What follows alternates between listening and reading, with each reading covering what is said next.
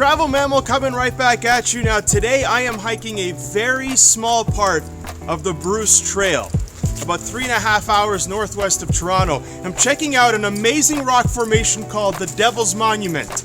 It's 14 meters high and it's shaped, well, check this out.